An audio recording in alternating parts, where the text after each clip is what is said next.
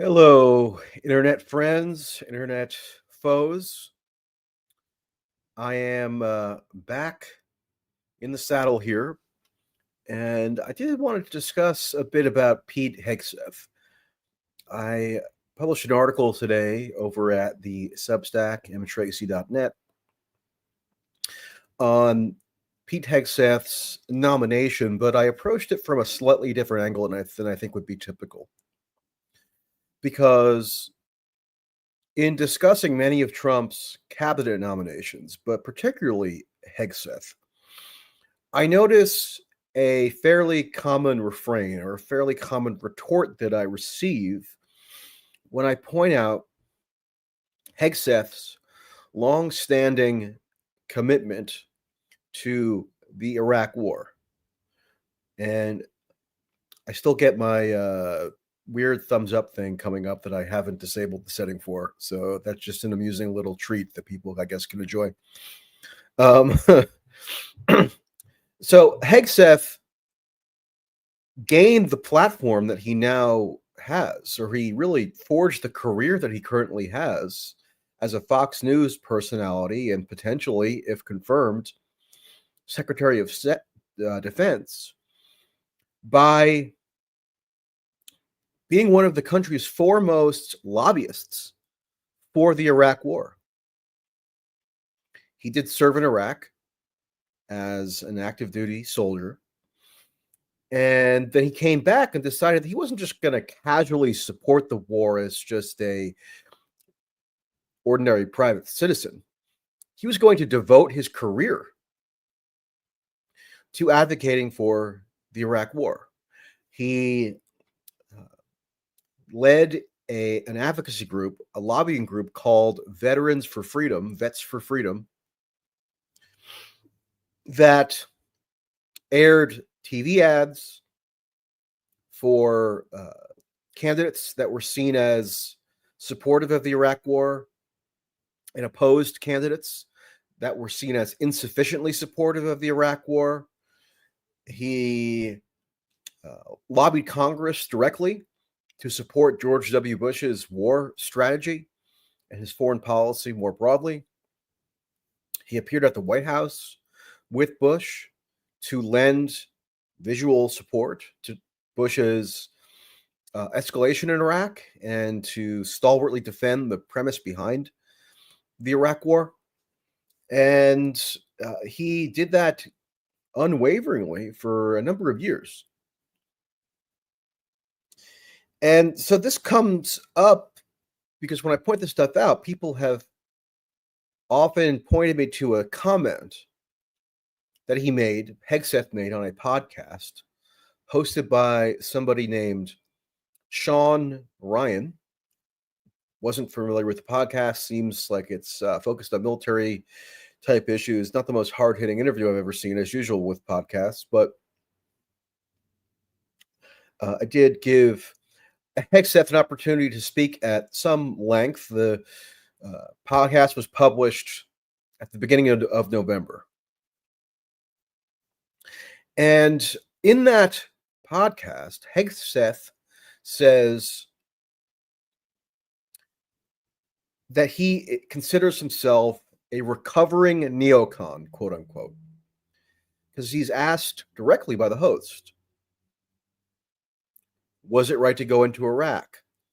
And Hegseth acknowledges that he was an ardent proponent of going into Iraq at the time, but in retrospect, he now believes it was not correct, which is an amazing repudiation of many years of his life that had been devoted to this cause of supporting the Iraq War. So people have been citing that statement from him to me to show that Hegseth had nobly changed his mind. And that my pointing to things that he did earlier on in his career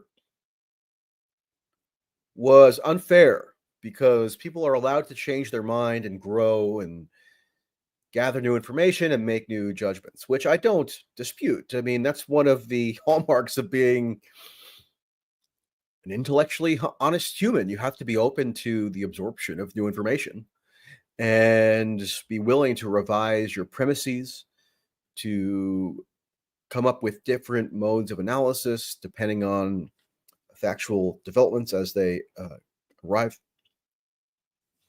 So it led me to wonder or think about, okay, so how much credit do we assign to political figures or aspiring officials like Hegseth who purport to have underwent this dramatic changing of the mind? And in the article, I lead with, I think, a tentative guide for how best to think about this, which is that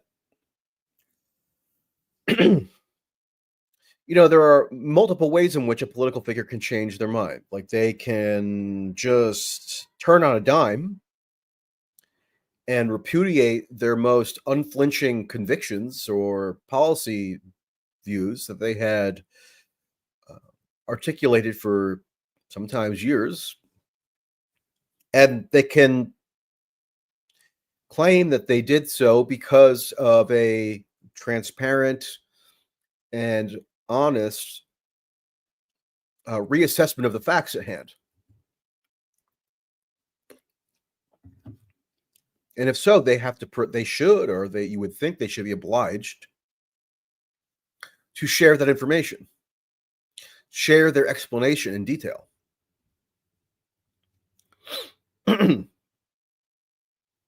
So if they do that, then that's one way in which somebody can change their mind. And then it falls to the public to evaluate whether to assign credit to their explanation. On the other hand, they can change their mind and not provide an explanation. That might raise some concerns in terms of how the public is to evaluate their professed epiphany. Or they can give an explanation that seems opportunistic, that seems expeditious, politically expedient, and doesn't really shed much edifying light on why it is that they claim to have made this sincere shift. And that might lead one to conclude that they've made the shift for reasons that are really down to pure political opportunism or self-advancement. So where does that leave us with Pete Hegseth? Because he now claims that he's a quote-unquote recovering neocon, and he no longer thinks that the invasion of Iraq was a good idea. Well, that requires a little bit of delving into some of the details, not just taking things on face value, which I thought would be pretty standard practice for assessing the public pronouncements of political figures or public officials, but often is a very foreign concept to people.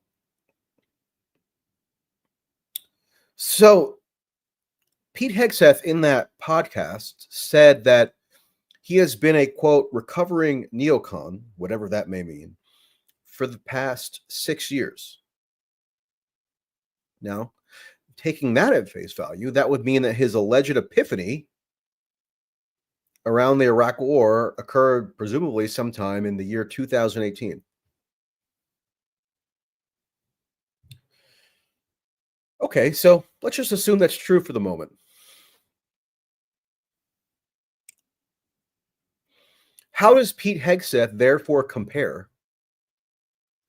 to other figures of public prominence who claim to change their mind on the Iraq War? Well, for one, Jeb Bush, when he was running in the 2016 Republican primaries, was quickly cajoled or coerced into making his renunciation of the Iraq War in 2015.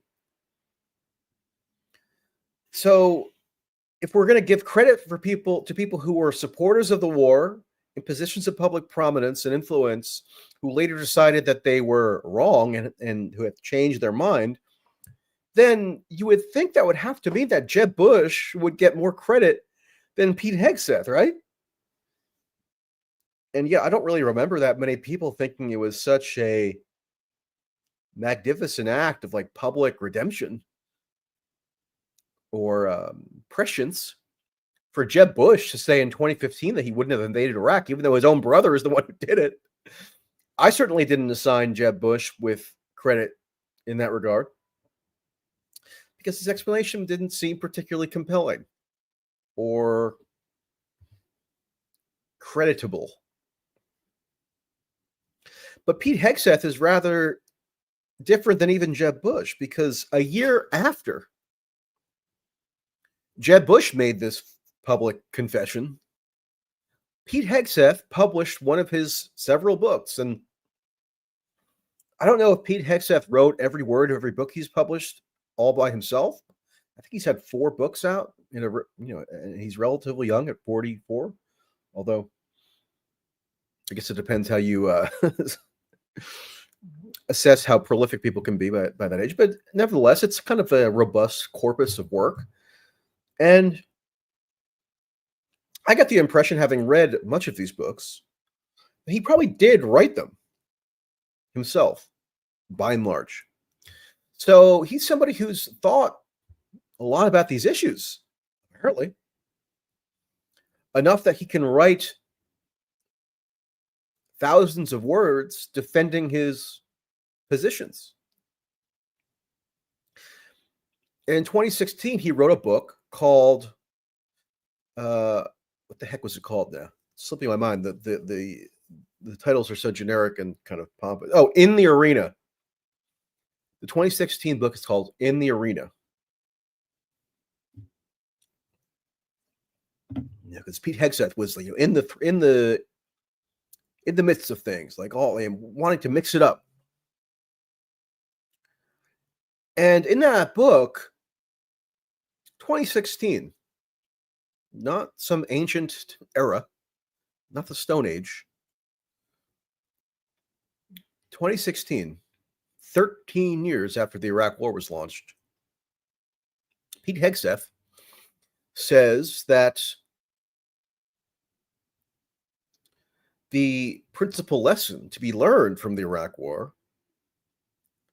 is not that it was a failure, but that there were, quote, great triumphs associated with the Iraq War.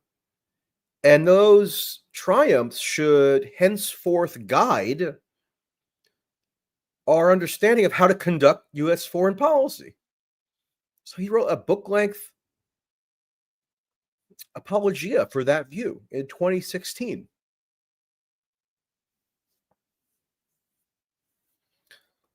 Now, to be fair, quote unquote, to Hegseth, he says that his big revelation came approximately in the year 2018. So the question would be, like, how much credit does somebody really deserve, especially if they're aspiring to a position of massive public power, like wanting to become defense secretary? How much credit really should they be given for, as late as 2016, writing a whole book-length argument as to why the Iraq War had such valuable lessons and was such a success? I don't know. I mean, I was a conscious adult in 2016. I can't imagine that I would have said anybody who espoused that view at that time was deserving of credit. Even if you had told me that 2 years later they might suddenly drastically overturn their view.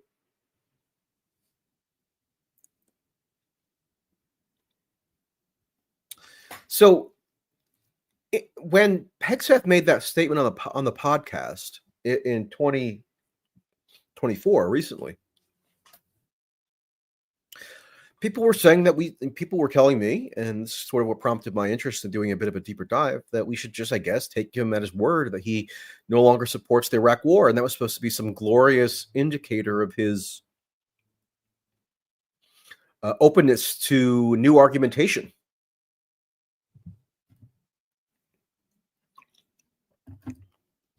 Well, interestingly enough, just as I was about to publish the article today,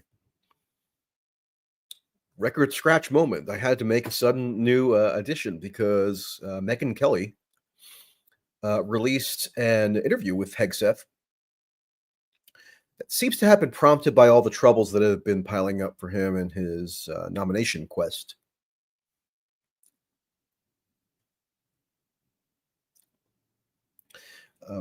Because they mostly have to do with his personal foibles or pratfalls. He seems to be a serial adulterer. He doesn't even deny that.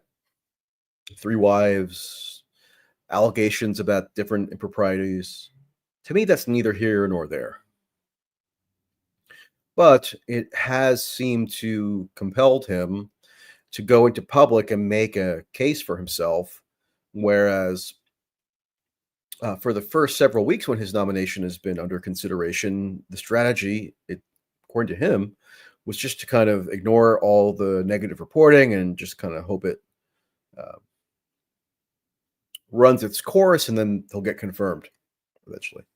But there seems to be a potential political fault line here, where he decided a new strategy was needed. So he sent his mother onto Fox News this morning to mount a defense of Pete Hegseth, because there was a letter published by the New York Times last week, or an email published by the New York Times last week that was authored by Pete Hegseth's mother, in which she accuses him of being abusive to women and having very deep and profound flaws in his personal conduct. And then, part of this media strategy was he published an op-ed in the Wall Street Journal saying, "I'm a fighter. I've always fought for my fellow soldiers, and I'm not going to stop fighting now to become Secretary of Defense." And then he did this interview with Megyn Kelly, which was very gentle. It was like a joint PR appearance where Megyn Kelly is just kind of tenderly guiding him through all the PR problems that he now has to address. So I want to play for you a clip of this interview. I'm going to pull it up right now.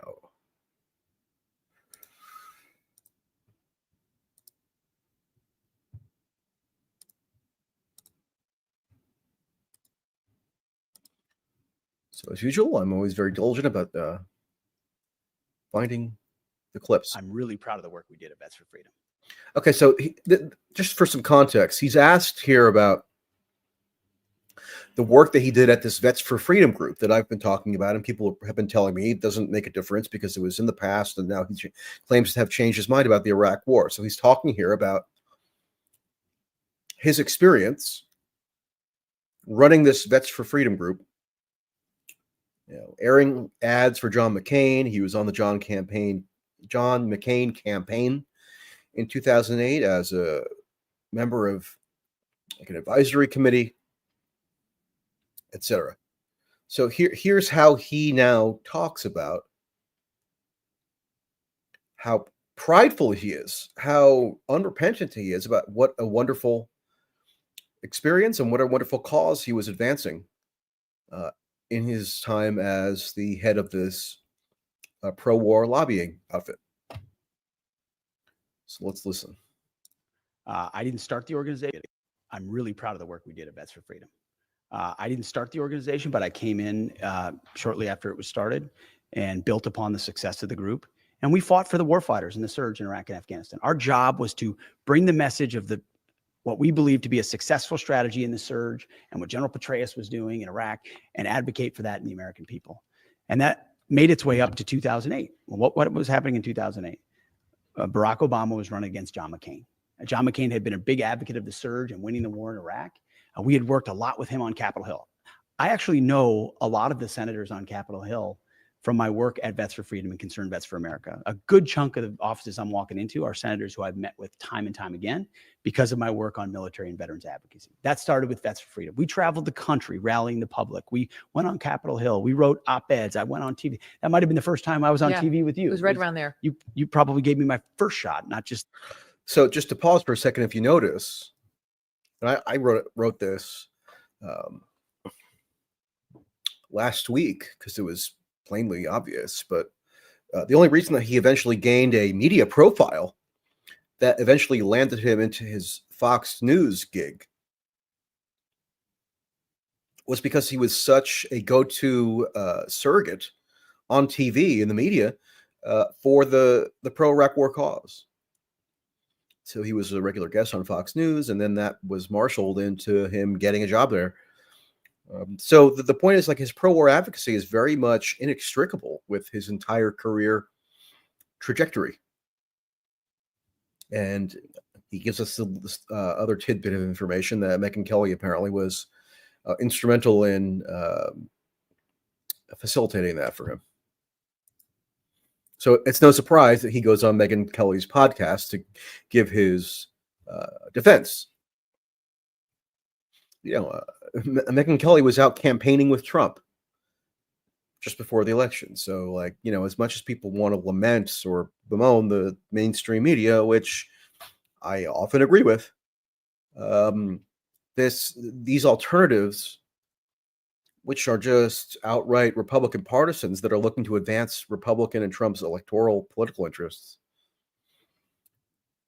they're often really not that preferable of a quote unquote alternative, because it's like they're just engaging in here like a joint political project, on behalf of Trump, it seems.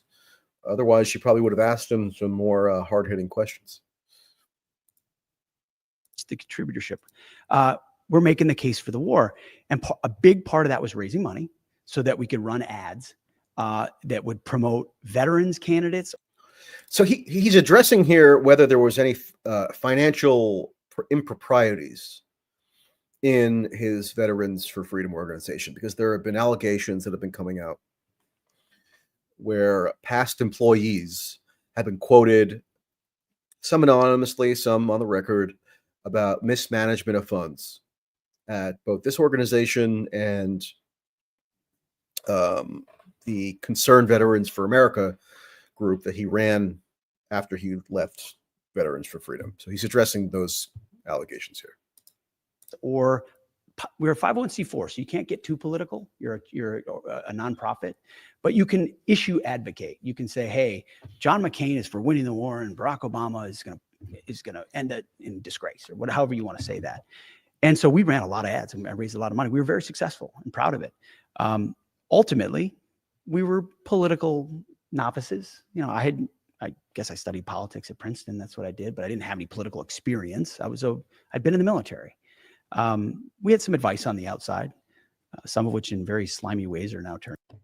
By the way, some of the advice on the outside that he received was from Bill Kristol, back when Bill Kristol was still in the good graces of the Republican Party. He was one of the key political advisors who Hegseth sought to give him direction in how to spend the donor funds that had poured into his organization from donors like Sheldon Adelson. So that's one of the advisors there that he might be alluding to. And then, by the way, Bill Kristol went on to help recruit and endorse Pete Hegseth for his run for the Republican Senate nomination in Minnesota in 2012. So, burning on us, but that's to be expected. And ultimately, at the very end, I'll never forget, we were about 2 weeks out from the election, and the Politico types were saying, we're looking at the polling and McCain's going to lose, and it's time to turn off the spigot because he's going to lose. And you tell that to a guy who's back from war, believes in the war, has a candidate who's fighting for that war, and that lieutenant, which I was at the time, is going to say, go fuck yourself. I'm fighting for this war. I'm going to raise the money to do even more. I'm doubling down when you say the fight is lost. because it matters to me and it matters to the warfighters. And that's what we did. So we spent a little bit more than we had at the end, cognizant of it. We knew it. We said, hey, we're going to pour a few more ads in at a few key places for a few races because we want to double down on trying to win this thing. We're not going to abandon this guy when he's been there for us. But we knew we were over our skis. And when the election was over and McCain had lost, there was not much appetite for funding a veterans organization that was in debt because of that. And so I spent it was a very humbling experience. I spent the next year and a half fundraising from donors to pay off debt and working with different vendors to try to negotiate down contracts and prices. But I spent a year and a half working every day. And you know what we did? We paid it all off and we squared it away. And ultimately, we did merge with another organization, a friendly organization, consolidated and moved on, and I moved on. But in doing so, I felt a personal responsibility to make sure we were even when it was done. But there was zero impropriety. There wasn't a dollar spent that we weren't proud of spending on behalf of a cause we believed in. We were just amateurs at that moment in time. Okay, so why do I play that? Because do you get the impression that Pete Hegseth is expressing remorse for his pro-war advocacy, pro-Iraq war advocacy? No, he's saying how proud he is of it even to this day. He's saying that he and John McCain were of the same mind about the Iraq war, which is why he was supporting McCain and airing ads for him and even blowing through money that they didn't have and going into debt. So even because even when the election looked like it was going to be lost by McCain, he was so committed to standing by his fellow pro-war advocate in McCain. So that's why, when he throws out, or when I get told that, oh, he said on some dopey podcast that he now considers himself a recovering neocon, and he's no longer in favor of the Iraq war, 21 years later, I don't take that seriously on its face as indicating something genuine in like the evolution of his worldview. Right? I mean, otherwise, why would he still be so prideful about having been one of the country's foremost pro-war lobbyists? I'm sure if I had him in front of me right now, we could probably discuss how he kind of reconciles his pride in lobbying for the Iraq war with still 2 decades later, begrudgingly admitting that maybe the war shouldn't have been launched. Is that a creditable thing? Is that for somebody who's in the arena, as somebody we're all supposed to be evaluating his fitness or his competence for becoming Secretary of Defense? Is that a compelling explanation? I don't think so. Look, I mean, people might ask me, who do I think should be Secretary of Defense? And by the way, I appreciate people giving super chats. If you're watching this on X, you can go to my YouTube as well and watch, and I will get to some super chats if there are any credible ones, which is sometimes doubtful, but thank you for so far. What was I going to say? I lost my train of thought because I am so money hungry that I had to comment.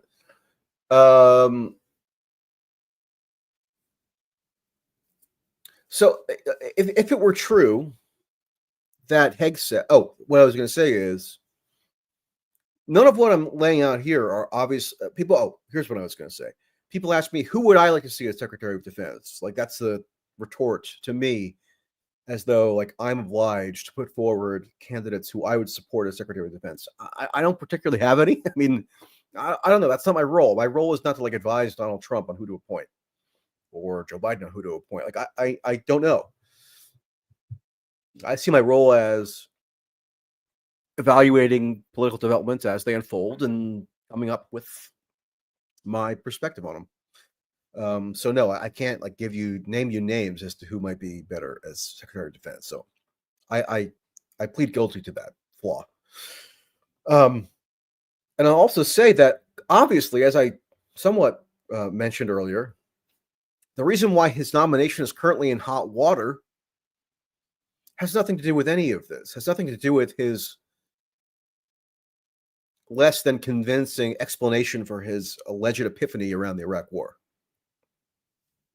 That's not a matter of controversy, really.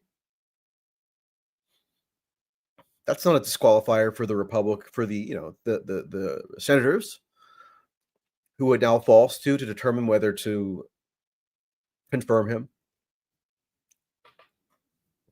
The media hardly really covers it or notices it or cares about it. And Donald Trump certainly doesn't give a crap about it either, because he nominated him. The controversy, of course, are the salacious allegations and his personal life. I mean, the one thing that I will say about the personal life, the personal foibles, is, not that I care particularly much about it, but like, he does go around proclaiming himself to be a Christian crusader, who is like lecturing people to uphold certain standards of morality. That's what one of his subsequent books called American Crusade in 2020 was about. By the way, in that book, oddly, although he says that by 2018 he had abandoned his support for the Iraq War, there's no signs of a renunciation of the Iraq War in that 2020 book 2 years later. So just worth noting. But that book is like all about how he like channeled his warfighting spirit and the crusade that he was on when he was fighting in Iraq into a new mission later on in life to wage this, religious nationalistic crusade to achieve moral truths and oppose secularism and oppose radical Islam and oppose secularism. So the standard kind of targets of any kind of run-of-the-mill right-wing Jeremiad.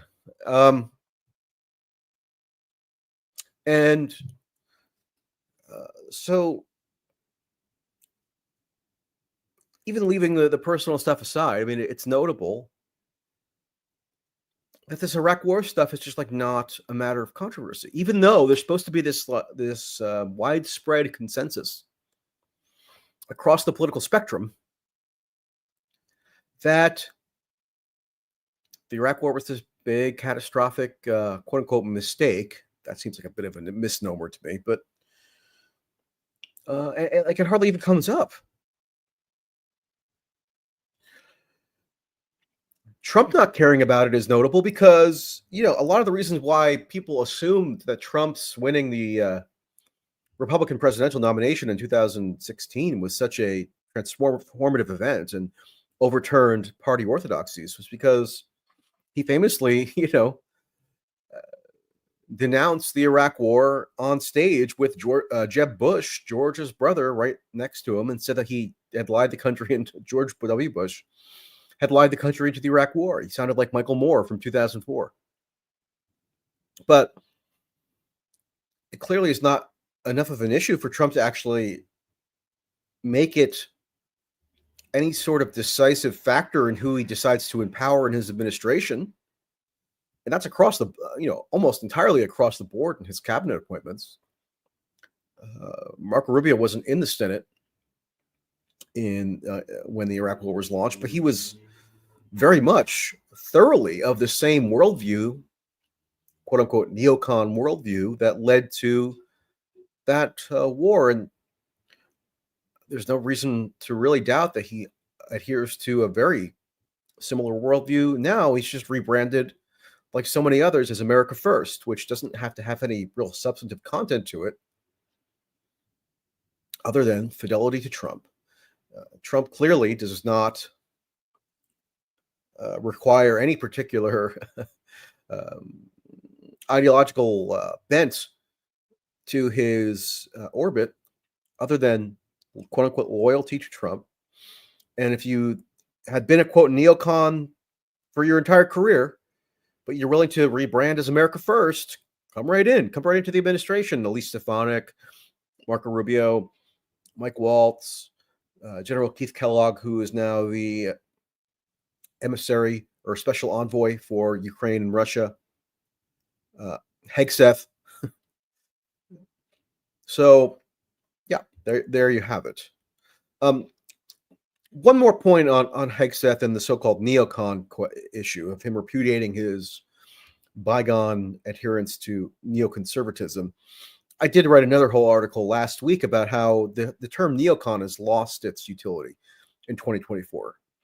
If you want to use it as a historical reference point for actual organized neoconservative groupings or formations or specific individuals from the past, that's obviously still defensible. There was a real group of people who subscribed to a neoconservative foreign policy worldview who gained power within the George W. Bush administration and were integral in launching the war in Iraq, like Paul Wolfowitz, Douglas Feith, Richard Pearl, etc. But when you hear the term thrown around nowadays, it's usually just to serve as like a political deflection, because Trump can appoint people constantly who, in a previous era, would have been unambiguously, quote, neocon in their disposition, like a Rubio or a Hegseth. But somehow that never makes Trump himself a neocon, because he's always like being beguiled or tricked into accidentally empowering these people, and it like somehow doesn't reflect his true intentions. So it doesn't make sense, because like I hear the term kind of frivolously thrown around constantly, and it's lost meaning, I think, in terms of its relevance for describing contemporaneous political dynamics. Historical dynamics is another thing, but in 2024, it has no real meaning other than this like political deflection or jujitsu move to kind of insulate Trump from scrutiny for the people that he constantly empowers and pursues joint policy initiatives with. Like the appointment of Marco Rubio didn't come out of nowhere. Marco Rubio was one of Trump's central or most valued governing partners during Trump's first term on foreign policy in particular. Rubio was Trump's point person on their botched regime change gambit in Venezuela and other issues. So I'm urging people to retire the term neocon as a pejorative that pertains to current events, because it obscures way more than it reveals now. And that's what you saw Pete Hegseth making use of, because what does it mean really substantively to say, oh, I'm a recovering neocon? It means nothing other than, as an ambitious Republican who wants to be in power in the forthcoming Republican administration, that's the prudent branding exercise to engage in. Now, maybe like in his heart of hearts, he does really think that the Iraq war was a mistake after having devoted his life to advocating for it. But like, what does that tell us really? I mean, so does Jeb Bush. John McCain, as I mentioned in my article, on his deathbed, essentially, renounced the Iraq war. So like, is John McCain now somebody that we should credit as like a quote unquote recovering neocon? Like, it's not a marker of penetrating political insight to say in 2024 that you no longer support the Iraq war. It's like the lowest common denominator.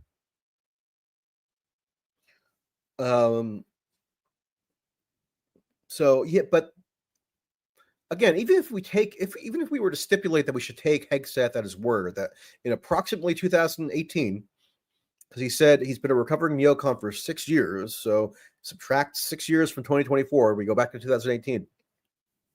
Like, if that were a real thing, if that were something that would be credible, you would have to expect, or you would have to expect that in accordance with his claimed epiphany, he would also revise like his ideological premises that underpinned why it was that he previously would have identified himself as a neocon. Like, has he discarded like the interventionist convictions that impelled him to become a neocon in the past, or is he just rebranding. So for evidence on that score, we can go to what apparently was his main qualifier to become Secretary of Defense in Trump's mind, which is that he's been the weekend host of Fox and Friends, the morning show on Fox News. Like, that's what his main job has been the past number of years. You know, it seems like that to the extent that you could draw any through line between the Trump appointments, you know, the one kind of constant is like an association with Fox News. He even named Sean Duffy the transportation secretary, who's like the husband of one of the Fox News hosts that Trump always pals around with. Even Tulsi Gabbard. You know, people want to maybe ascribe certain ideological kind of meaning to Trump picking her to this kind of bureaucratically opaque position, which is the director of national intelligence. But maybe more instructive is that she's been a paid Fox News contributor for like 2 years. Just throwing it out there. And, you know, to be a Fox News contributor, you're basically just reciting talking points that align with Trump and the Republican Party for the most part. It's a little bit different if you're just a guest.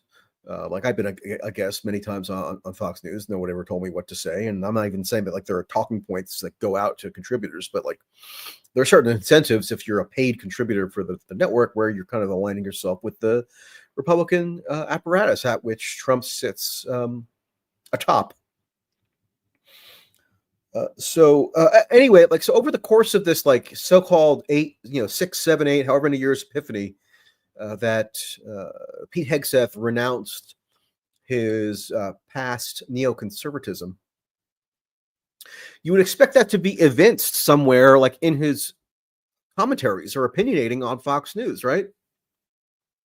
Like, shouldn't we be able to point to evidence that shows that he has drastically overturned his worldview and no longer supports the interventionist objectives that would have been part and parcel in the past of him being a neocon? Well, let's go through a couple examples of stuff he said during this allegedly, enlightening period for him.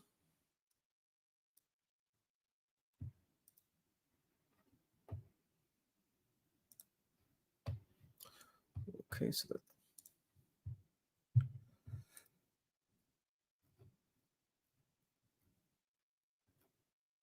here's Hegseth in 2022.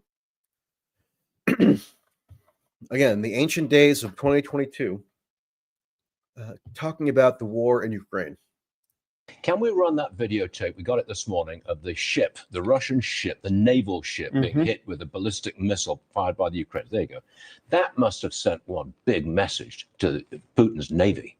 Because if you've got missiles like that, anti-ship missiles, I don't know how many the Ukrainians have got, but that is the writing's on the wall. And they ought get more missiles like that, Yes. and we probably shouldn't tell the world about it. Do it quietly and let the results on the battlefield speak for themselves. Now, more dead generals, more ships. If you think about 6 dead generals, they're saying reports are that there are more Russians or as many Russians killed in this month in this conflict as they lost in Afghanistan. That isn't ultimately sustainable. And so the longer this draws out at a stalemate, the closer we are to what you talked about, which is a Ukrainian win. We are hearing that those kamikaze missiles, the hovering kamikaze missiles, they've not gotten through yet. I mean, what are There your is some questions about the speed with which we're delivering these weapon systems and the why on that. Well, we've seen this Biden White House be slow on a lot of things. What would their reasoning or rationale be for being slow on weapons? I don't know. And that's a question for the Pentagon right now. Those should be, we can move the 82nd Airborne from Fort Bragg to Poland in 24 hours. We can move javelins and stingers and switchblades into that country quickly. Okay, so that's Hegseth in 2022, after he allegedly had this great epiphany where he was no longer considering himself a neocon. Which, again, is not a word that I think has any meaning in the contemporary context, as we've been over.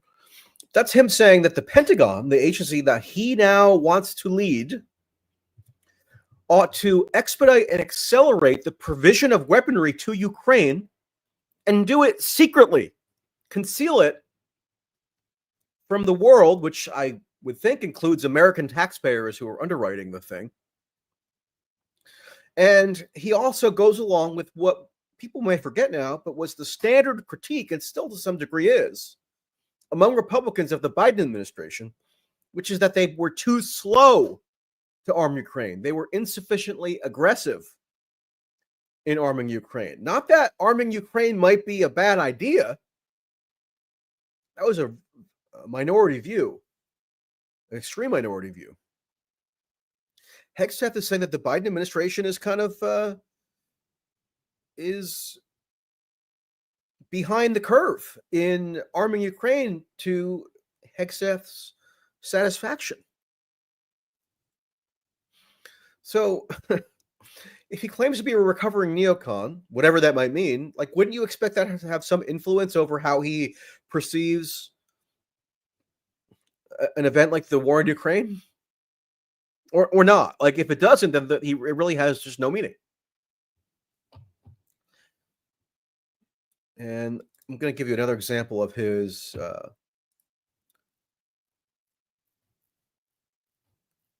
inspiring commentary on the Ukraine war.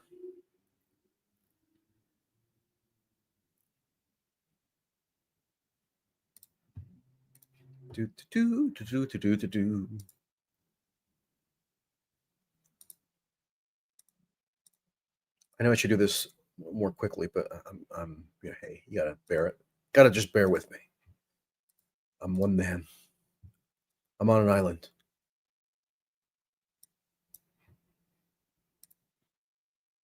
One first big question: what's at stake? What's at stake is repelling an authoritarian who basically is saying, I want the Soviet Union back, I want Ukraine back, I want Kiev back.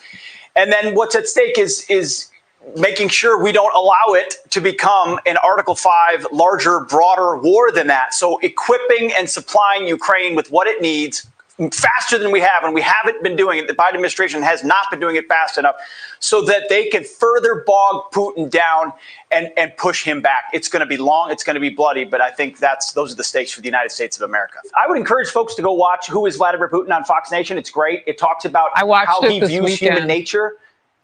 It's good. It's good. And it helps you get an understanding of how he views human nature and how he views his role in manipulating it and putting back the Soviet Union. When it comes to Ukraine, though, Harris, he's going to double down on the tactics he believes will bring civilians to their knees. You know why? He doesn't play by the rules of war. We call him a war criminal, and we do, and rightfully so. He doesn't care. Russia's not a signatory to the International Criminal Court. He doesn't feel any threat that he'll be held accountable. Ceasefires, you know what ceasefires are for him? An opportunity to reload, an opportunity to pick more targets. And he's already said, I mean, this is a precarious part for Zelensky, too. Zelensky did the right thing in saying, hey, any man in this country, stay here, pick up a rifle and fight. But in the twisted mind of Vladimir Putin, you know what that says? Every man in the country who was a civilian is now a military target. That means any civilian target could be a military target. And women and children that are there are human shields for the men who are carrying Kalashnikovs. Think about it through the psychology of him. So we talk about the targeting of civilians, and rightfully so.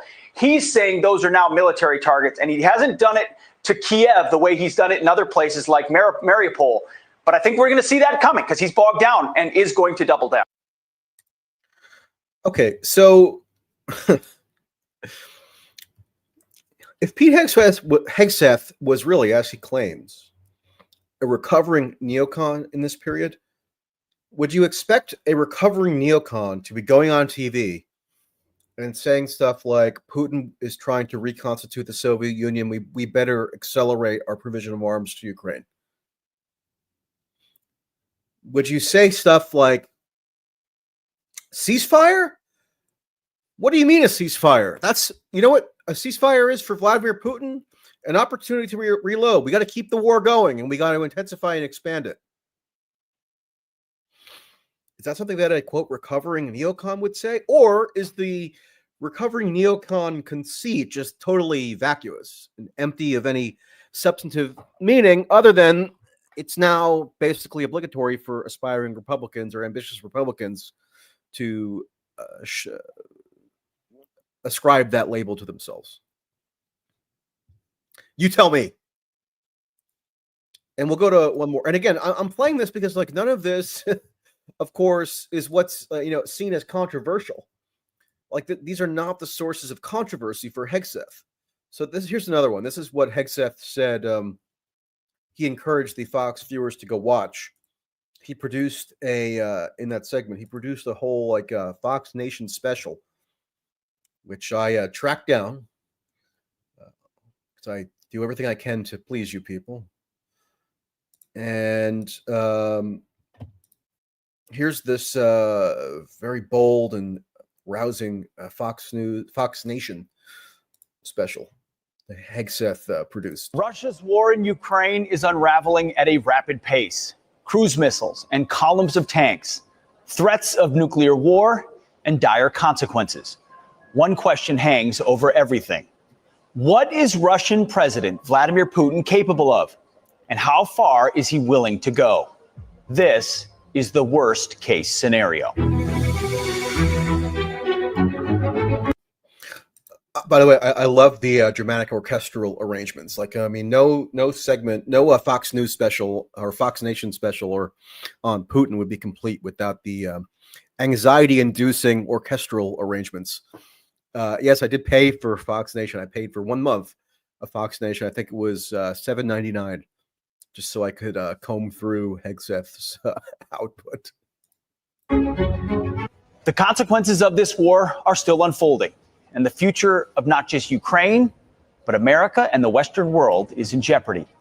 The actions taken today in Ukraine, in the halls of Europe, and in the White House will impact the cause of freedom for generations to come. We pray for peace, but plan for war.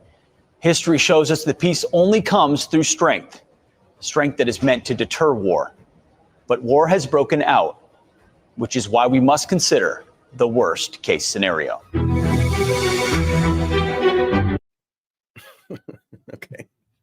So, would a recovering neocon be spouting those grandiose platitudes about how, civilization itself is on the line in Ukraine, dramatizing the Ukraine war and imbuing it with this metaphysical, civilizational importance?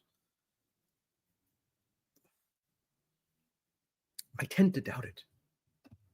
I tend to be doubtful as to whether that was really a meaningful self-description on Hegseth's part. So this isn't my first go-around with Hegseth. I'm just looking through some of the stuff that I tweeted. I forgot about this one. Let's rewatch this. So on the Israel stuff, I mean, Hegseth is like on another planet. So one area where Hegseth does differ from the traditional neocons, if you want to be a bit precise, is that the neocons of the 90s and 2000s, like a Wolfowitz or whomever, they tended to be more secular. A lot of them were Jewish, some not, but they were secular minded. You wouldn't have there were no fire breathing preachers talking about apocalyptic religious prophecies amongst the core group of actual neocons. So I think a Paul Wolfowitz or a Richard Pearl or someone, or even a Bill Kristol, would have been probably a bit embarrassed. Maybe not Bill Kristol, he's totally shameless, but some of them would have been maybe a bit apprehensive about associating themselves with people who supported Israel, but on apocalyptic religious grounds. So Trump is different from the neocons in this sense, in that he's always been much more pandering to and much more elevating of genuine hardcore religious fanatics, Jewish and Christian, as it relates to Israel. He sent Pastor John Hagee to deliver the opening benediction at the inauguration of the U.S. Embassy in Jerusalem when Trump moved it there. And so we gotta go to this Hegseth clip. Here's Hegseth during the time 2018 where he was claiming that he was having this radical epiphany and was no longer a neocon. So let's go to the videotape. This is not Fox News. This is when he went to Israel himself to speak at the King David Hotel, where I've been. I've seen the exterior of it. I've seen the plaque where they commemorate the quote unquote terrorist attack that the Zionist militias committed against the British authorities before the Declaration of Independence by Israel in 1948. But anyway. And today, Jennifer and I and others had a chance to go see the Western Wall of the Temple Mount, the Western Wall tunnels, so much of the old city. And as you stand there, you can't help but behold the miracle before you. And it got me thinking about another miracle that I hope all of you don't see too far away. Because 1917 was a miracle, 1948 was a miracle, 1967 was a miracle, 2017, the declaration of Jerusalem as the capital was a miracle. And there's no reason why the miracle of the reestablishment of the temple on the Temple Mount is not possible. Okay, so for anybody who isn't aware, I mean, the polite applause there, the golf claps are hilarious because what he's saying, let's just actually play a little bit more. I don't know how it would happen. You don't know how it would happen, but I know that it could happen. That's all I know. And a step in that process, a step in every process, is the recognition that facts and activities on the ground truly matter. And that's why going and visiting Judea and Samaria, understanding that sovereignty, the very sovereignty of Israeli soil, Israeli cities, locations, is a critical next step to showing the world that this is the land for Jews and the land of Israel. And I believe, as was mentioned, he said you need to, what was mentioned is you need to buy the ticket. Don't just wish for 40 years to win the lottery, buy the ticket. I would submit to you, in light of the support you have in Washington, D.C., the support you have amongst patriotic Americans, amongst evangelical Christians, amongst believers, amongst Republicans, even amongst some Democrats who can barely say it anymore in Washington, buy the ticket, take your action, do what needs to be done here in Israel, because I truly believe this is a moment where America will have your back. You have Donald Trump in the White House. You have Mike Pence as vice president. You have Nikki Haley at the UN. You have true believers in Israel and America that have your back. I mean, the polite golf clapping cracks me up. So if people aren't aware of this religious prophecy that people like John Hagee, the crazed pastor, founder of Christians United for Israel, visited Trump at the White House, delivered the opening benediction, which I should pull up maybe, at the opening of the embassy in Jerusalem. What they believe in and what Hegseth also believes in is this apocalyptic prophecy whereby the third temple will be rebuilt in Jerusalem. And you know the site on which the third temple is thought will be rebuilt? Or I screwed up the phrasing of that. Do you know where they're claiming that the third temple would be rebuilt? On the site of the where currently the Al-Aqsa Mosque is. The Al-Aqsa Mosque, which is like one of the holiest sites in Islam. I think it's like the third, considered the third holiest or whatever. Like the only way to build the third temple is to blow up or destroy the Al-Aqsa Mosque and basically launch a massive religious war. So that's what Pete Hegseth is pining for and receiving applause for. I actually tried to go to the Al-Aqsa Mosque when I was in Israel last year. And, you know, so you have to go to the old city of Jerusalem, obviously. And I tried to go to the Al-Aqsa Mosque, and I was turned away because the guards assumed that I was Jewish, and Jews aren't allowed to go to the Al-Aqsa Mosque. And I offered to convert to Islam on the spot, and the Israeli guards were not too impressed with my offer, so I was blocked from going to the Al-Aqsa Mosque. I can only go to the Jewish holy sites, which is funny. But there you go. I mean, so that's like, maybe that's one actually piece of supporting evidence for Hegseth's contention that he was a recovering neocon, because that's a lot more extreme than even the traditional neocons probably would have been willing to espouse, like a religious apocalyptic prophecy to launch a great civilizational battle,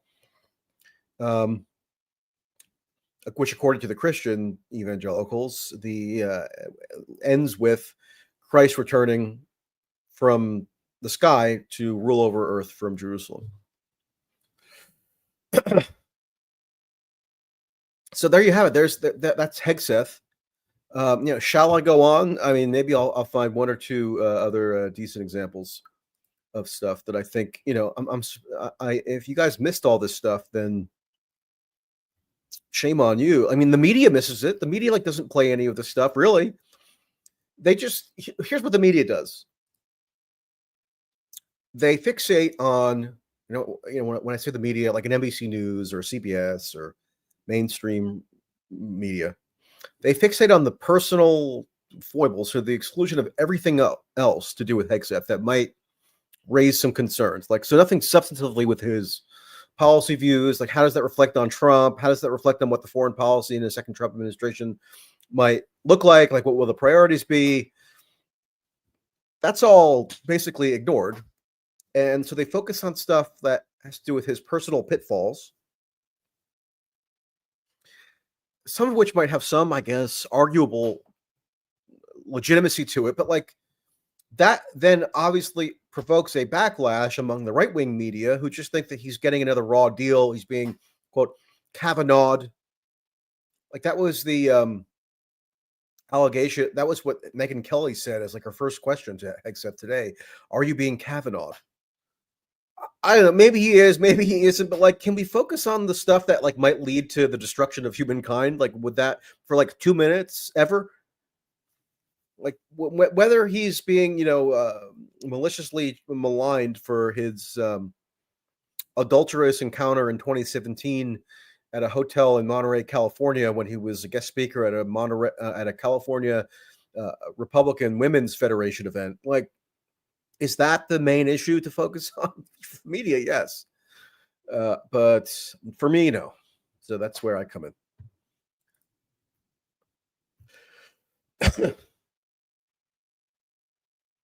Oh, here's another one. Here's another one to show you guys.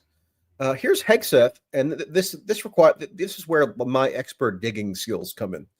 I'm a big fan of C-SPAN. I don't have my C-SPAN mug with me right now, but I have a C-SPAN mug. I have a C-SPAN sweatshirt and a C-SPAN t-shirt. So I decided earlier this year that I wanted to show my respect and admiration for C-SPAN, financially, because it's a gold mine of archival material that they make pretty easy to sift through. And a lot of this stuff would be lost to history if not for C-SPAN. So I have a C-SPAN mug. It's like this. This is not it. This is my El Segundo, California mug, one of my favorites. I casually collect mugs from different random municipalities in the United States. But I have a C-SPAN mug because, thanks to the glories of C-SPAN, I was able to find this clip. So here's Hegseth back in his Iraq War lobbyist days, which he now says, as recently as today, he's very proud of. And he might be citing the McCain connection that he had, perhaps to maybe convince some of the handful of Republican senators like Joni Ernst or Roger Wicker or who else, Mike Rounds or somebody, pre-Trump Republicans who are national security Republicans who might be convinced to waver somewhat on his nomination. Maybe he's playing up now his John McCain connection to kind of soothe or allay their concerns. If I was advising him on political strategy, that's what I would tell him to do. And I think he's a reasonably intelligent person. So here's Hegseth. This is January of 2008. So in January 2008, Hegseth was announced as a member of the John McCain 2008 campaign's advisory committee in Virginia. And Hegseth burst on the scene like 6 months earlier when, in the summer of 2007, he took the lead of this Vets for Freedom group, and he was lobbying Congress. He appeared alongside George W. Bush. He started appearing in the media a ton. And so then he became like a hot commodity for the Republican candidates. And he signed on with McCain because McCain best represented, even in the Republican primaries, Hegseth's unstinting view on the need to continue the occupation of Iraq. So here's Hegseth at a John McCain campaign rally in 2008. So people were saying to me at the time when I posted this, "Oh, you're trying to nail him on something from so long ago. What's wrong with you?" Well, he said just today that he's still extremely proud of this, despite his like nominal repudiation of the neocon label, which is totally meaningless. How you say your last name? Hegseth. Pete, how you say your last name? And of course, he's with Lindsey Graham, who was like John McCain's top ally in this campaign. Youngins might not know this, but the three amigos of the Senate were lovingly, as they were lovingly called, were McCain, Graham, and Joe Lieberman. And Hegseth was like in their cohort. He ran ads for Joe Lieberman and McCain. Hegseth. Have you ever heard Vets for Freedom? It was an organization created of veterans of Iraq that came to Congress to beg the Congress not to surrender. They came to Congress and they said, whether you're a Republican or you're a Democrat or a vegetarian, please don't let what we have done in Iraq be for nothing. Hang in there. This Harry Reid statement, the war was lost, was news to Pete and his comrades. They didn't think they had lost. So they formed a group to come to Congress and literally beg us to see this thing through. And they were our anchor, they were our comfort, and they helped John and me and Joe Lieberman. And like every good thing, you know how they got started? In a bar in Charleston.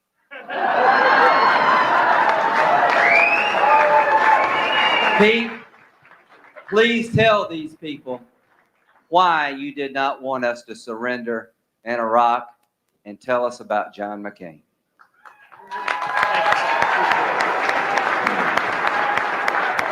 Well, it's an absolute honor to be here, especially with all these decorated veterans. I mean, what an honor. And what Senator Graham said is absolutely accurate. We came up there as a group of Iraq and Afghanistan veterans saying, do not let the sacrifice of the guys we fought over there with be in vain. I was over there with the 101st Airborne.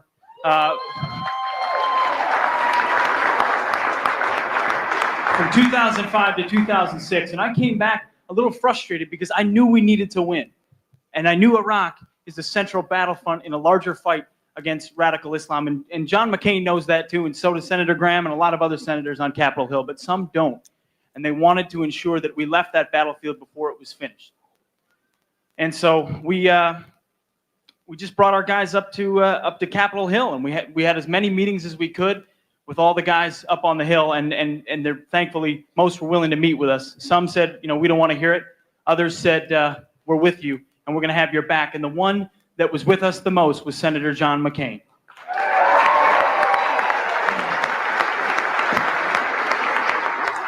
He's seen it before.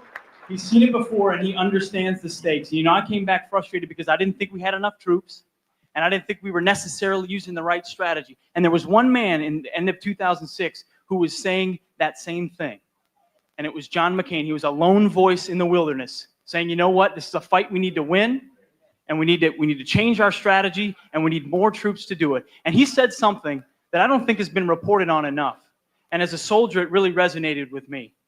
He said, you know what, I would rather win a war than win a campaign. And that's a powerful statement. That's a very powerful statement. I don't think you're going to find many politicians out there that'll say that and really mean it. And as a veteran, that means a lot to me, and I know it means a lot to the other veterans up here on the stage, that he was willing to stick his neck out for an unpopular war because he knew it was the right thing to do. And that's what we need in Washington. And that's what John McCain will bring to Washington. And I can testify that he stood with us on Capitol Hill when things were tough.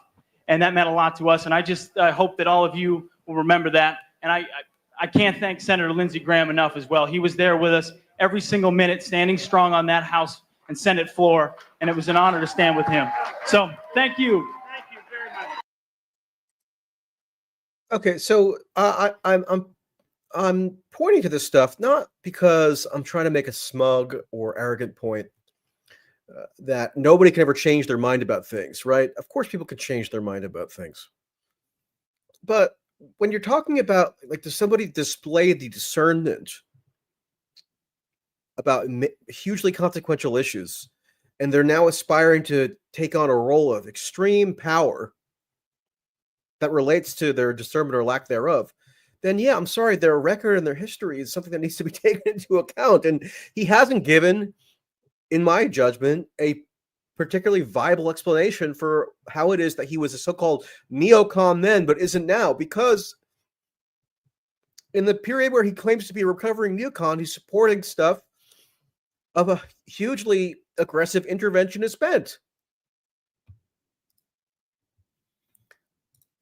And, like, I don't know why I'm the only one looking through these old clips to find examples. Maybe I'm not the only one, but, like, it should be a more regular thing for the vetting of a potential defense secretary nominee. But I feel like it's like a lonely battle I'm waging.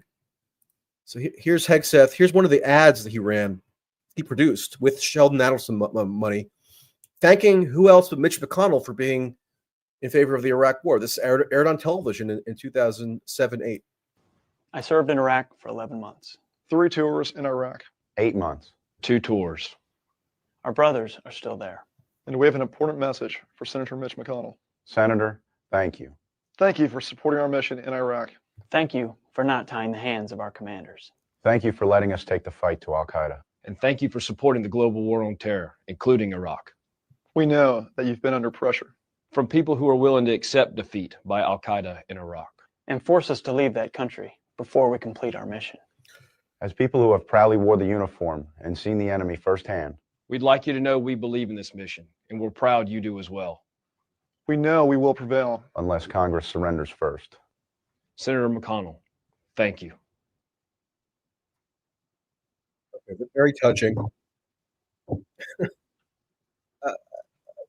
I just, like, you would hope that there would be somebody at CBS or NBC or, hell, I don't know, anywhere, Rumble, who would, like, point to the actually substantive and, quote, controversial aspects of this guy's record, rather than making it like a gossip fest where we're all, like, supposed to be hyper fixated on his sexual liaisons or his number of wives. Again, I'm not, like, totally discounting all of that, because especially if you're going to go around, prance around, it's just like moral exemplar and lecture people and moralize to people, and like your personal life is just like a wreck.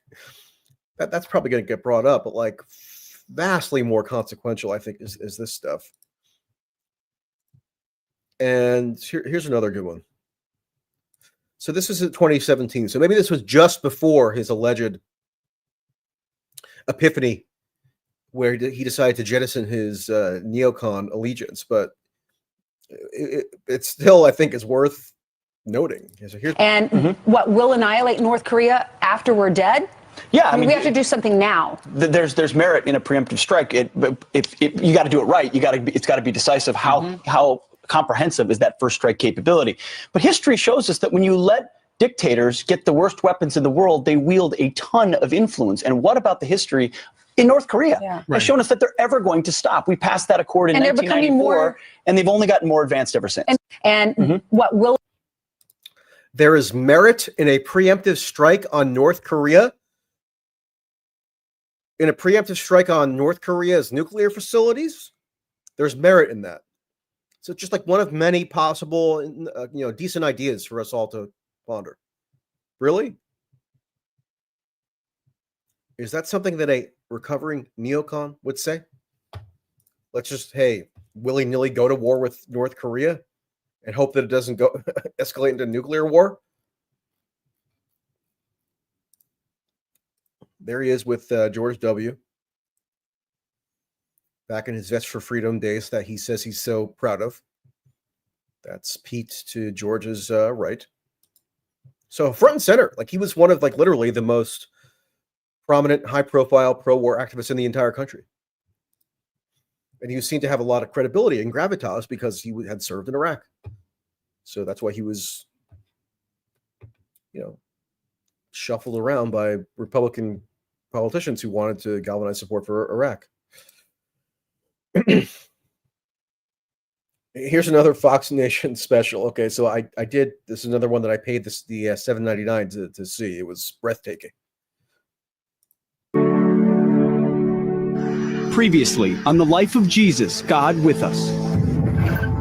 Here on the ground in the Holy Land in Israel, we're going to be joined by Chris Durkin. He's the pastor of my home church in New Jersey. Chris, hey! Jerusalem. I should maybe go to his home church in New Jersey. He says it's in Colts Neck, which is like one of the richest areas of the state, obviously. It's where like Bruce Springsteen has his estate and people have huge mansions and things. So maybe I will, as a reporting trip, go to Pete Hegseth's parish or whatever it is, congregation in Colts Neck, New Jersey, to kind of get a flavor of the theology.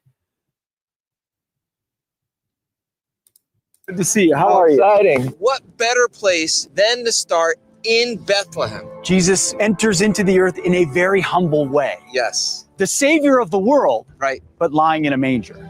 Here in this place, Pete, right here, right? God loved us so much that he gave his only begotten son. In these waters of the Jordan River, Jesus Christ is baptized and his ministry begins. It would be at this moment where John the Baptist would point to Jesus and he would say, "Behold the Lamb of God that takes away the sins of the world." 2,000 years ago, Jesus Christ walked this very land, fully God and fully man, the most consequential in human history. In this series, we retrace his steps, where he lived, where he healed, where he died, and where he rose. The gospel has come alive. This is Jesus, God with us. Okay, so the dramatic music on Fox Nation really gets me riled up, really gets me going, gets my blood flowing. I mean, that might give, that little intro. I mean, I kind of just piece together certain clips. Oh, there's more. I forgot. Okay, so let's keep going. I mean, this gives you some insight into like the ideology with which he's potentially approaching the Middle East. Obviously, he's very much into the religious aspect of the whole thing. So that's not a huge mystery.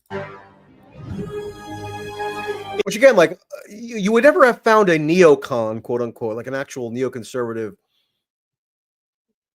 quote unquote, intellectual or prominent figure doing this sort of thing.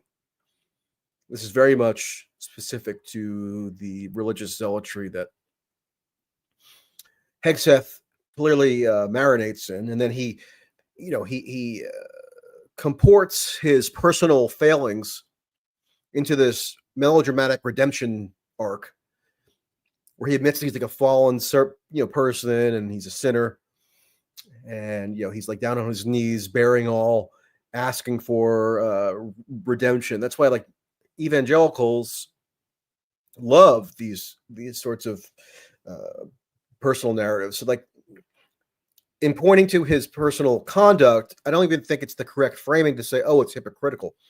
It's actually not hypocritical for people who ascribe to this evangelical Christianity variation. It's actually very much part of their entire sort of self-conception and narrative. So, in other words, there's no necessary conflict or tension between him going around moralizing about proper conduct and also having his own personal issues. It's like, one and the same, essentially. It is right here, atop the Mount of Olives, overlooking Jerusalem, where Jesus ascends into heaven, following 40 days resurrected and after appearing to over 500 followers. Jesus' final words before ascending to heaven begin with, "Go and make disciples of all nations, teaching them all things whatsoever I have commanded you." Unleashing the largest, most widespread, and most consequential religious movement in world history. Christianity was born here, and it is here, on this very spot, where the Bible tells us that someday Jesus will triumphantly return. Okay, so someday Jesus will triumphantly return. So if that's your political objective as it relates to U.S. policy toward Israel, that might lead to certain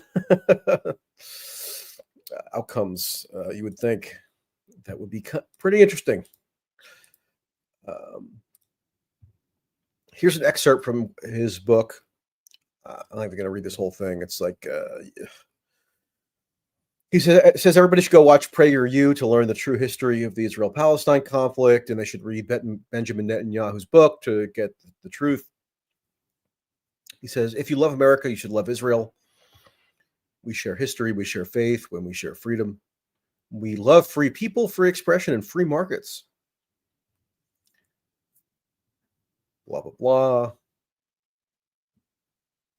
With each trip I take to Israel for Fox Nation on my personal time, I discover a new way in which Islamists and their leftist enablers seek to deny Jewish history and heritage. Today, Islamists in Jerusalem are attempting to claim that the Holy Temple built by King Solomon and rebuilt by Herod never existed. So he's denouncing leftists and Islamists for joining together to engage in something called temple denial. I mean, this is zany stuff.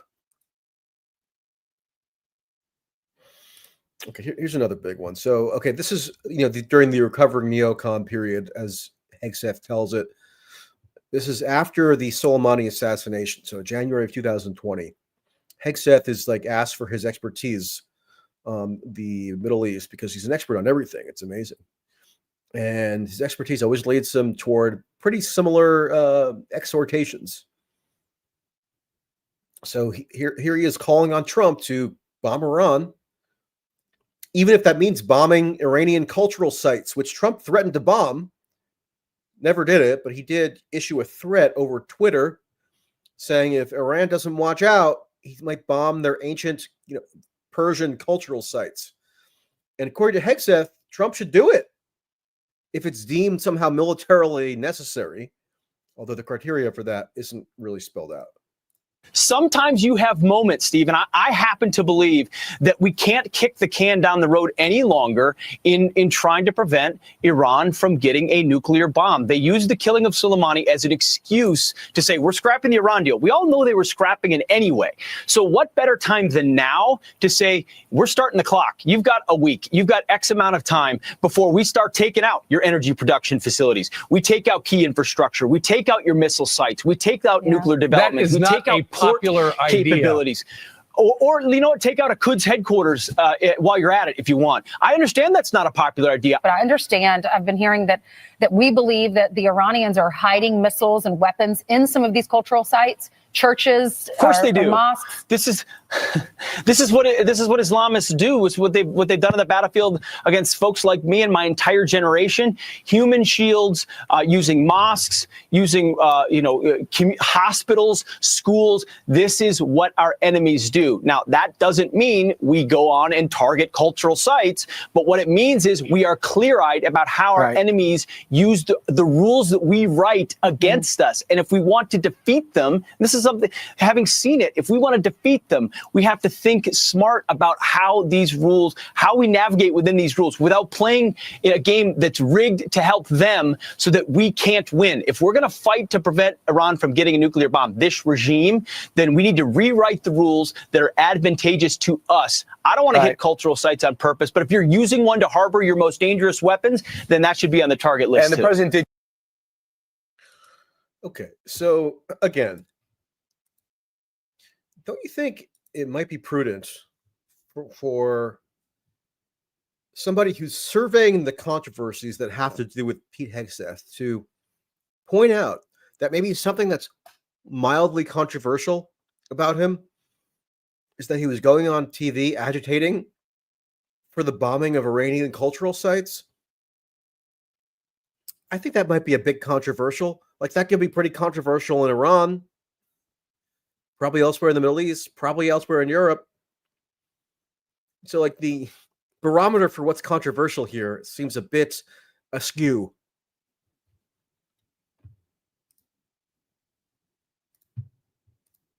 Let's see if there's anything else. I mean, he has such a bevy of material for us. This is a great one.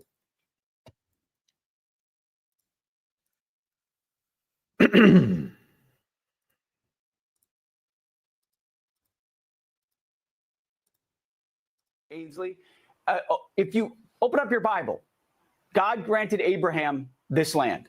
The 12 tribes of Israel established the constitutional monarchy 1000 BC.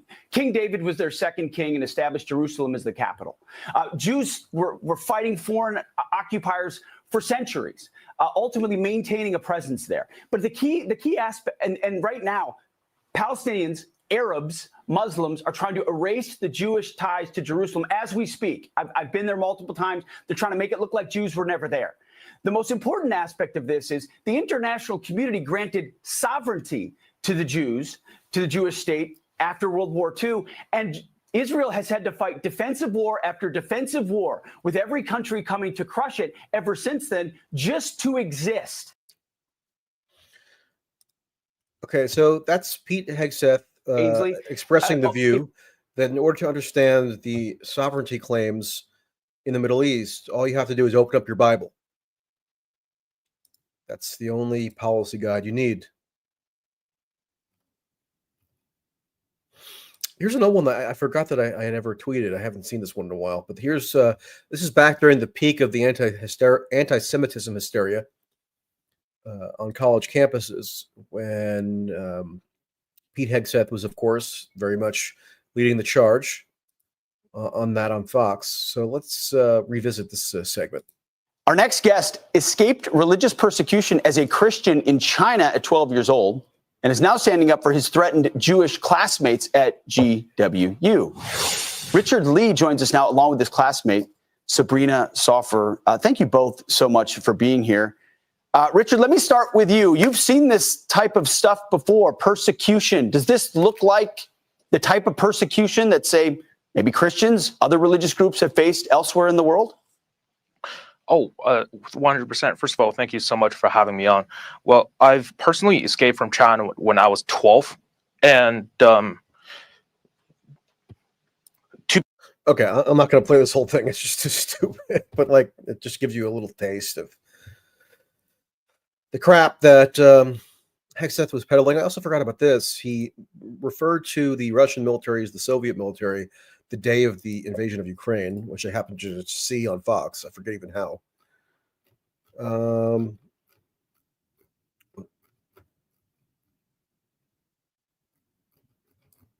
guess that's about it. Okay, so I guess to sum up, I mean, you get the idea. Like, what counts as controversial and what doesn't is always something that I think people should be cognizant of. Yeah, the personal issues, they might have some relevance in some respect, but if they're so prioritized in the coverage and none of this gets any airing at all, I mean, what does that tell you in terms of what's deemed controversial? It's a mess.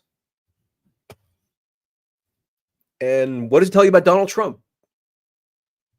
Like, I keep reading stuff like, so now that Hegseth's nomination seems like it could be in peril. There's a big, groundswell of anger among, online right-wing MAGA people saying, oh, it's all about the establishment. They're out coming to get Hegseth. They're so against him. The deep state hates Hegseth.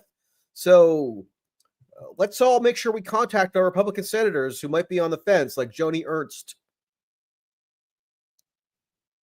and demand that they confirm Hegseth. Well, like what? Can anybody explain to me what establishment interests Hegseth appears to threaten with this? I mean, do you get the impression that he wants to like cut off defense contractors or what? I mean, he does say that he wants to do some reform to like the culture of the Department of Defense by getting rid of DEI programs and gender parity programs. Okay, I mean, whose bottom line does that affect such that we're supposed to believe that the reason why he's potentially floundering here in his nomination is because he's just such a existential threat to deep state interests? I mean, give me a break. I mean, just go through what the guy has said and done over the course of his career. It's not that hard. And what does it tell you that Trump like puts this guy out there as somebody who's supposedly carrying forth the MAGA agenda? Who's going to implement America first? I mean, does the totality of the clips I've shown to you give you really the indication that America first is what's on his mind?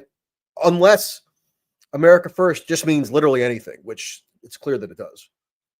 Again, branding exercise. Now, to put my pundit hat on, people should go to mtracy.net, read the full article that I published today. Because, you know, I don't always do just these impromptu live streams. Sometimes I do, but I like to, like, just as a matter of discipline, try to couple it with having written an article. So it's not just me spouting off. I really dislike, increasingly so, these genre of pundits who, like, you know, sorry if this sounds elitist, but like just never write anything, never have much organization to their thoughts. They just like think that everything they say is totally brilliant. They don't have to organize what they're saying or pontificating. So if I can tether these streams to something that I've written, at least there's like some kind of baseline of, I don't know, analysis or whatever that I'm working from. I've violated that rule many times. I'm not going to try to deny that, but I just think it's a decent rule of thumb. So go read the article. And like, so what's the $1 million pundit question? Will he be confirmed? I don't know. I mean, it seems like, will he have to withdraw his nomination? There were reports that Trump is in contact with Ron DeSantis to potentially be the replacement Secretary of Defense. I don't know. I guess I just wonder, like, when is it that Trump is going to deploy his political capital to get his nominations through?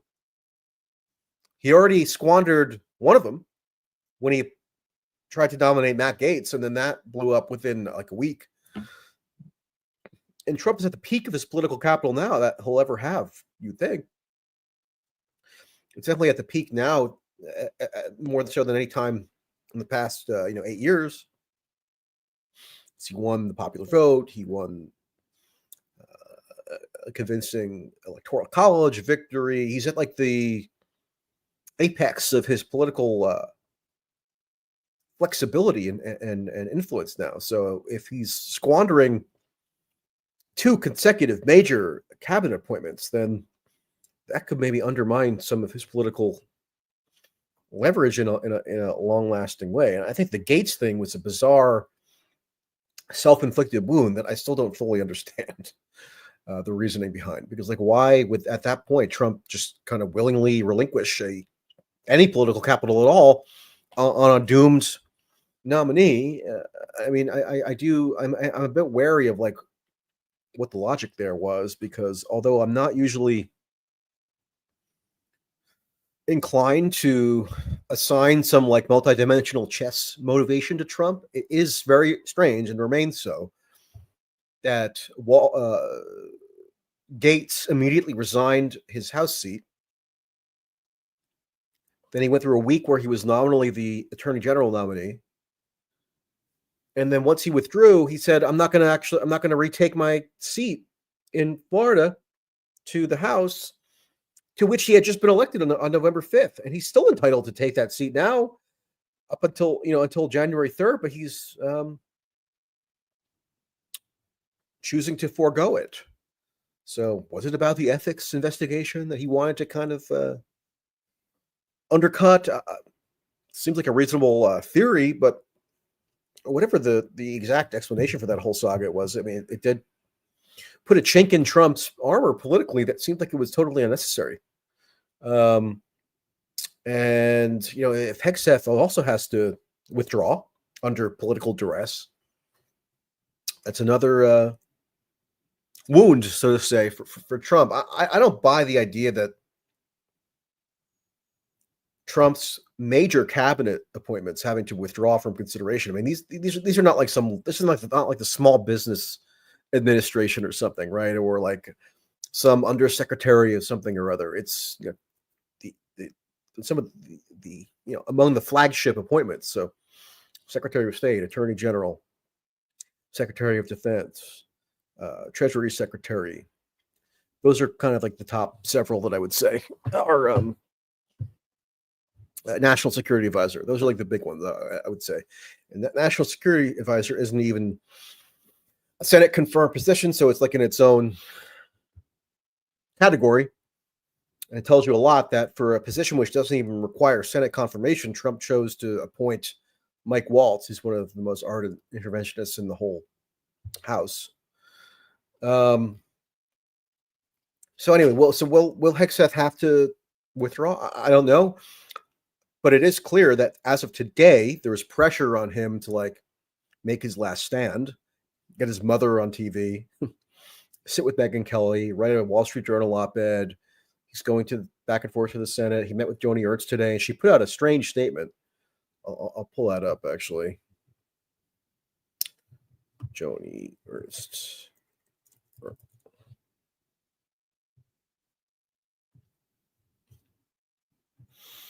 Yeah, so Joni Ernst met with Hegseth today, and she's seen as like the swing vote like within the Republican conference.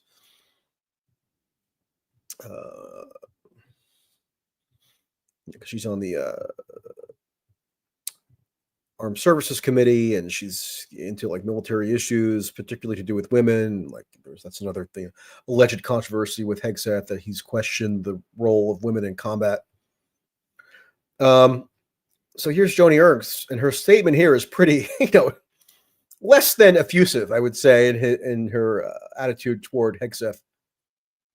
She just says that they had a frank and thorough conversation. So that's not the most rousing endorsement. And then you have all the Republican slop accounts demanding that she confirmed Hegseth. Like, I mean, why are they so committed to Hegseth? I don't know. It's just like a proxy for Trump, pretty much. And here's one guy. Your job is to advance Trump's agenda. Actually, it's not. Like, I'm not like a stuffy institutionalist, but it's a different branch of government. Like, they're performing a constitutional function that's distinct from just advancing Trump's agenda. Her job, if you want to put it that way, is to represent Iowa in the U.S. Senate. She gets elected separately from Trump. But everybody's threatening her. All the slop accounts are, I don't know, like just head over heels for Hegseth. I can't see why. I'm sure if there is a replacement, it's going to be somebody that's like basically going to probably pursue essentially the same sort of agenda. So I'm not clear on why it is that they're so dead set on demanding that Hegseth get through.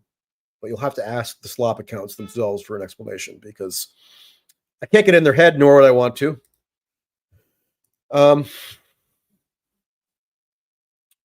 And yeah, that's I guess it for now. Hopefully I provided you with some information that is relevant as to Hegseth that maybe you wouldn't have gotten from other sources. And now I will go through some of these super chats, which were unsolicited, but people were kind enough to leave. So if you have any other super chats you would want to leave, go to M Tracy on YouTube, because I'm simulcast right now on X and YouTube, which is nice. Have a decent amount of viewers. So David says, appreciate your content on Twitter and YouTube. Here is some change. Thank you very much. Corey, thank you. Thank you. Sparky says, Ironically, Hegseth's dual citizenship speech was at the King David Hotel. That's the hotel Menachem Begin blew up in his terrorist days, killing many Brits. Likely why Her Majesty Queen Elizabeth II never visited Israel. Yeah, I actually, without having seen that before, I mentioned that briefly earlier on about the King David Hotel. Yeah, that's where Hegseth gave his crazed pronouncement wishing for the establishment of the Third Temple and thereby the destruction of the Al-Aqsa Mosque. I actually didn't realize, or I never really thought about that. Queen Elizabeth II never visited Israel. That's a good point.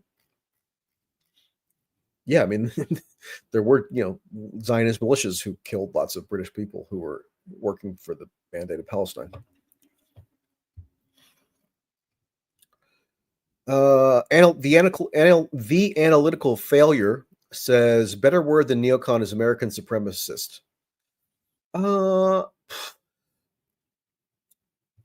Neocon just disregard unless it's a historical reference point. That's my advice. I do think American primacist might be good, like somebody who advocates and seeks to advance American primacy or hegemony.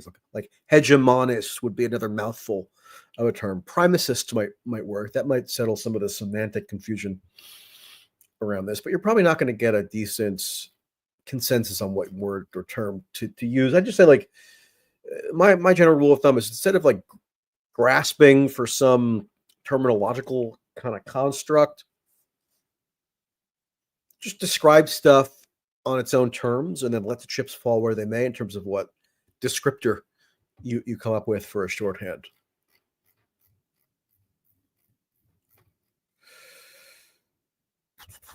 Sparky adds, fun fact, both Israel and Ukraine have taxpayer-funded healthcare, American taxpayers. Israel, I know that's true. They have socialized healthcare. I'm not sure what the healthcare system is in Ukraine or if the U.S. taxpayers are subsidizing it. I know obviously that maybe this isn't obvious to many, but it's obvious to me because I'm a maniac. The direct payments to Ukraine have, for example, funded their teacher pensions and other public employee pensions. You're probably right that it has some connection to the healthcare provision, or I know it's gone to like hospitals and things. I mean, that's what you're referring to. So yeah, you're probably right.